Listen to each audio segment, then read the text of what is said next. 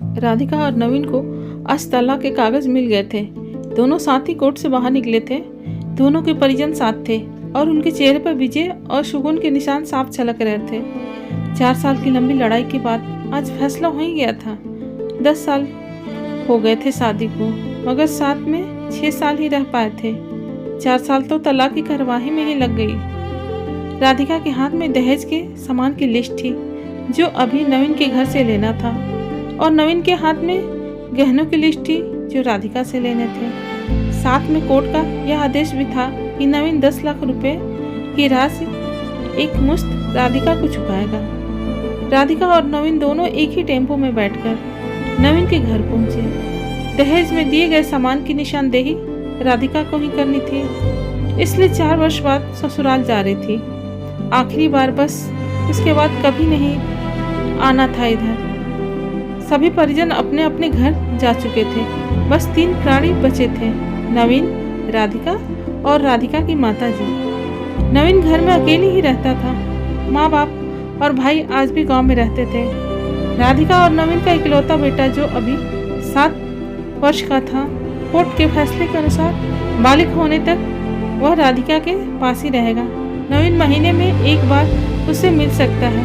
घर में प्रवेश करते ही पुरानी यादें ताज़ा हो गई। कितनी मेहनत से सजाया था इसको राधिका ने। एक एक चीज में उसकी जान बसी थी। सब कुछ उसकी आंखों के सामने बना था। एक सपनों का घर था उसका। कितनी शिद्दत से नवीन ने उसके सपने को पूरा किया था। नवीन थका हारा सा सोफे पर पसर गया। बोला, ले लो जो कुछ भी चाहिए, मैं तुम्हें नहीं रोकूंगा। राधिका ने अब गौर से नवीन को देखा। 4 साल में कितना बदल गया था। बालों में सफेदी झांकने लगी थी। शरीर पहले से आधा रह गया था। 4 साल में चेहरे की रौनक गायब हो गई थी। बस स्टोर रूम की तरफ बढ़ी, जहां उसके दहेज का अधिकतर सामान पड़ा था। सामान ओल्ड फैशन का था, इसलिए कबाड़ की तरफ स्टोर रूम में डाल दिया था। मिला भी कितना था उसको दहेज में। प्रेम विवाह था दोनों का। घर वाले तो मजबूरी में साथ खड़े हुए थे। प्रेम विवाह था तभी तो नजर लग गई थी किसी की, क्योंकि प्रेमी जोड़ों को हर कोई टूटा हुआ देखना चाहता है।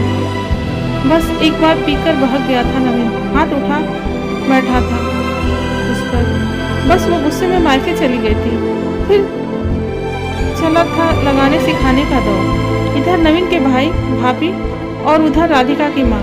नौबत कोर्ट तक पहुंची और तलाक हो गया। न राधिका लौटी न नवीन लाने गए। राधिका की माँ बोली, कहाँ है तेरा सामान? इधर तो नहीं है दिखता। बेच दिया होगा इस शराबी ने। चुप रहो माँ। राधिका ने न जाने क्यों नवीन के उसके मुंह पर शराबी कहना अच्छा नहीं लगा।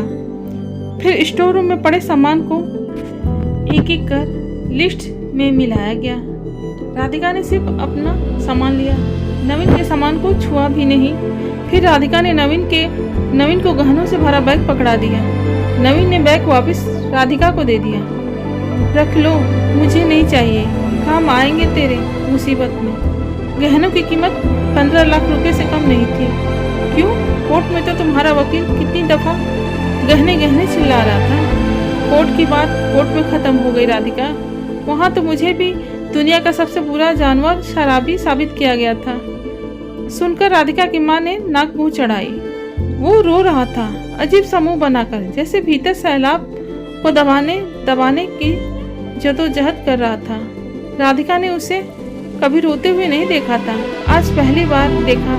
न जाने क्यों दिल को कुछ सुकून सा मिला, मगर ज्यादा भावुक नहीं हुई। सधे अंदाज में बोली, इतनी फिक्र थी तो क्यों दिया तलाक? मैंने नहीं दिया तलाक, तुमने दिया। दस्तखत तो तुमने भी किया है। माफी नहीं मांग सकते थे? मौका कब दिया था तुम्हारे घर वालों ने? जब भी फोन किया काट दिया। फिर भी आ सकते थे, हिम्मत नहीं थी। राधिका की माँ आ गई। वो उसका हाथ पकड़कर बाहर ले गई। अब क्यों मुंह लग रही है इसके? अब तो रिश्ता भी खत्म हो गया। माँ बेटी बाहर बरामदे पे सोफे पर बैठकर गाड़ी का इंतजार करने लगी। राधिका के भीतर भी कुछ टूट रहा था, दिल बैठा जा रहा था। वो सुन्न सी पड़ी जा रही थी। जिस सोफे पर बैठी थी उसे गौर से देखने लगी। कैसे कैसे बचत करके उसने और नवीन ने सोफे को खरीदा था। पूरे शहर घूमी, तब यह पसंद आया था। घबराहट और बढ़ी तो वो फिर से उठकर भीतर चली गई। माँ ने पीछे से पुकारा, मगर उसने अनसुना कर दिया। नवीन बेड पर उल्टे मुंह पड़ा था। एक बार तो उसे दया आई उस पर, मगर वह जानती थी कि अब तो सब कुछ खत्म हो चुका है, इसलिए उसे भावुक नहीं होना है। उसने सरसरी नज़र से कमरे को देखा। अस्त व्यस्त हो गया था पूरा कमरा। कहीं कहीं तो मकड़ी के जाले झूल रहे थे। कितनी नफरत थी उसे मकड़ी के जालों से। फिर उसकी नज़र चारों ओर लगी उन फोटो पर पड़ गई, जिसमें वो नवीन से लिपट कर मुस्कुरा रही थी। कितने सुंदर दिन थे वो। इतने में माँ फिर आ गई। हाथ पकड़कर उसे बाहर ले आई। बाहर गाड़ी आ गई है। सामान गाड़ी में डाला जा रहा था। राधिका सुन्न सी बैठी थी। नवीन गाड़ी की आवाज़ सुनकर बाहर आ गया। अचानक नवीन कान पकड़कर घुटनों के बल बैठ गया। बोला, मत जाओ, माफ़ कर दो। शायद यही वो सब थे जिसे सुनने के लिए 4 साल से तड़प रही थी। सब्र के सारे बांध एक साथ टूट गए। राधिका ने कोर्ट के फैसले का कागज़ निकाला और फाड़ दिया, और माँ कुछ कहती इससे पहले ही लिपट गई नवीन से। साथ ही दोनों बुरी तरह रोने लगे। दूर खड़ी राधिका की माँ समझ गई, कोर्ट का आदेश दिलों के सामने कागज़ से ज़्यादा और कुछ नहीं है। तो गाइज, अगर आपको ये कहानी पसंद आई तो प्लीज़ आप लाइक और सब्सक्राइब ज़रूर करिए, अपना सपोर्ट ज़रूर बनाइए, क्योंकि मुझे ये कहानी बहुत अच्छी लगी थी, इसलिए मैंने आप लोग के साथ शेयर किया। तो ज़रूर अपना सपोर्ट बनाइए। Thank you.